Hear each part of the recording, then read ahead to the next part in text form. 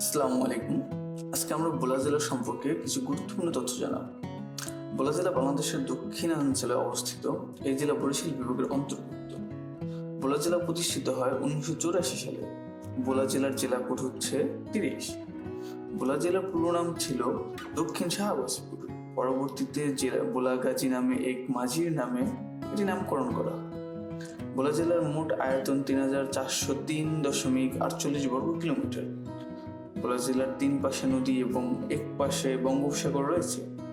ভোলা জেলায় অনেক ঐতিহাসিক ও দর্শনীয় স্থান রয়েছে, যার মধ্যে অন্যতম হচ্ছে স্বাধীনতা জাদুঘর, নিজাম হাসিনা মসজিদ, জ্যাকব টাওয়ার, মনপুরা দ্বীপ, চর কুকরিমুকরি, শাহবাজপুর গ্যাস ক্ষেত্র এবং ভোলা সদরের অনেক দর্শনীয় স্থান। ভোলা জেলার অনেক উল্লেখযোগ্য ব্যক্তি রয়েছেন, যাদের মধ্যে বীরশ্রেষ্ঠ মোস্তফা কামাল, মেজর হাফিজউদ্দিন আহমেদ, কবি মোজাম্মেল হক, এভারেস্ট বিজয়ী এম.এ. মুহিত সহ আরও অনেক রাজনীতিবিদ রয়েছে, যাদের উল্লেখযোগ্য অবদান ভোলা জেলাতে রয়েছে। বাংলাদেশের একমাত্র দ্বীপ জেলা হিসেবে ভোলা জেলা বিশেষভাবে পরিচিত।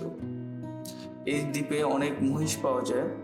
এই জেলার বিখ্যাত খাবারের মধ্যে রয়েছে নারিকেল এবং মহিষের দুধের দই। এই জেলায় যাতায়াতের জন্য সর্বোপরি লঞ্চ ব্যবহার করা হয় বা নদীপথে যাতায়াত করা হয়।